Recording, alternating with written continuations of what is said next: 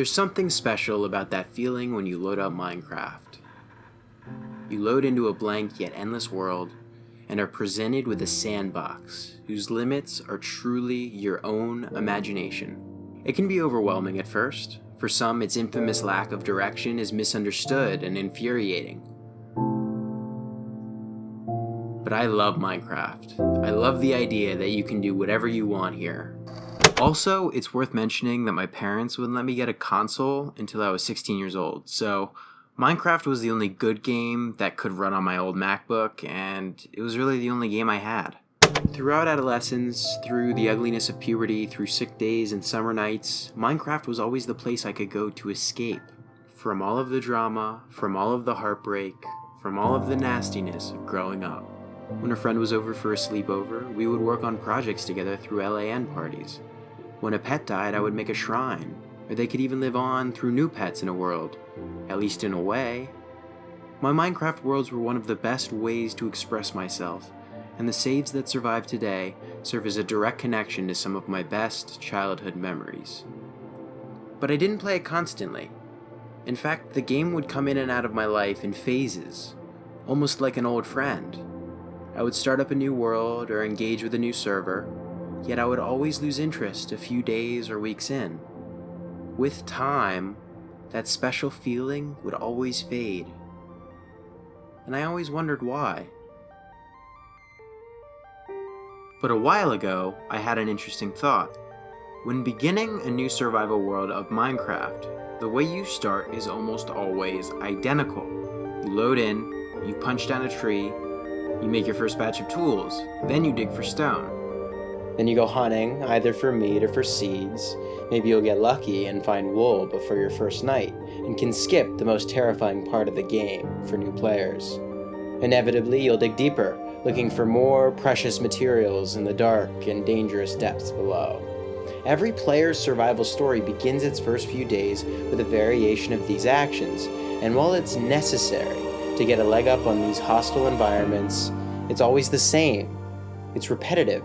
Punching down that first tree is like a rite of passage to the hierarchy of the game's mechanics and the meta story. The more days you spend in a world, the more varied gameplay gets. Houses have different designs, different players have different priorities, but all are still working towards the same goal: defeat the dragon. Even if it isn't a priority, it's the little direction that the game does have. And for someone to experience all aspects that survival has to offer, the dragon stands in the way of the rest of the End Dimensions features. In essence, if you want to play the game the way that the devs intended, then facing the Ender Dragon is a necessity. But then what? Maybe fight the Wither? Maybe place a beacon? Maybe do it a couple of times. You can even respawn the dragon over and over and over again. There's no longer a clear incentive to reach. The only goals are the ones you set for yourself. It doesn't matter. It's up to you. But if that's the case, why not just switch over to creative?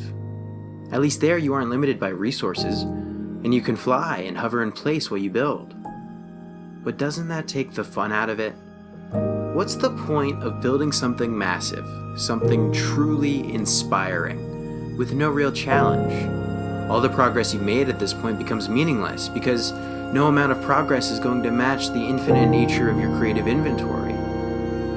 These limitations, scarcity, hunger, mortality, these are what make survival Minecraft challenging, but these aspects are also what makes the game mode the most interesting. Not when you're fighting the dragon, not when you're fighting the Wither, but after these fights, when you're faced with the choice of what to do next. And to me, I see that as so much more rewarding than creative. You can stand back and look at your finished build, getting the same implicit value as if it were accomplished in creative, yet you know that you tamed the land, kept your food bar full, and collected the resources all on your own. So as the world began to crumble a few months ago and everyone locked their doors, I did the same thing that I've always done when faced with stress, anxiety, and fear. I loaded up Minecraft, let the calming music fade in, and with it came a familiar sense of simple awe.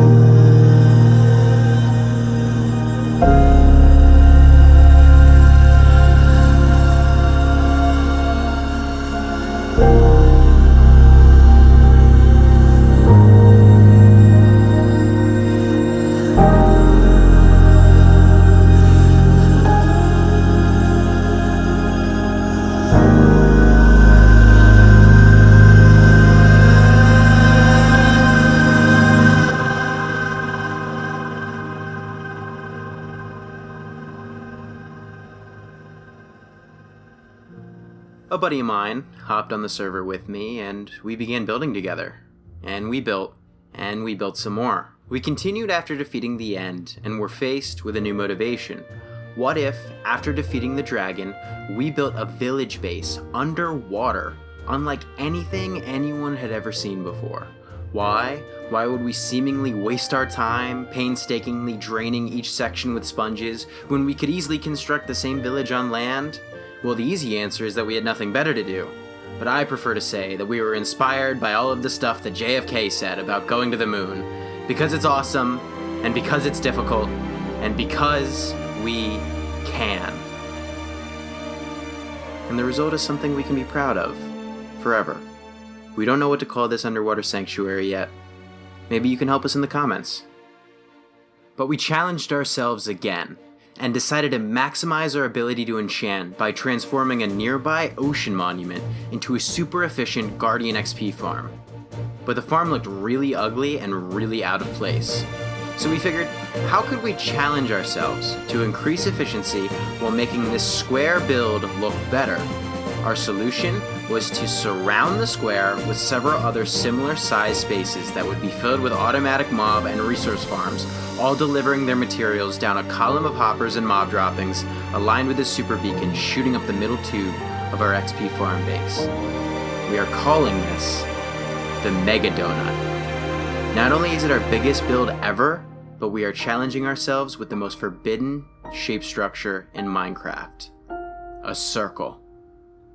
Eventually, this build will be full of hyper-efficient farms, leading all the way down to the ocean floor, spitting resources into our auto-sorter continually as we push the limits of survival Minecraft. For now, we have to finish replacing the glass block walls to panes in order to save on sand resources, finish the outer pathways, and finish draining the water leading down to our XP farm. At this point, both of us had reached our limits in terms of how advanced we were getting. Multiple stacks of diamonds, several sets of god armor, and a complicated yet fully functioning auto-sorter. So I started recording our world now precisely because we can only grow further. This is the most exciting and difficult part of survival Minecraft, where all of the best content lies, and we cannot wait to show you what we have planned next. So I encourage you to like and subscribe if you enjoy what you see, and for now, enjoy a time lapse of our progress on the Mega Donut.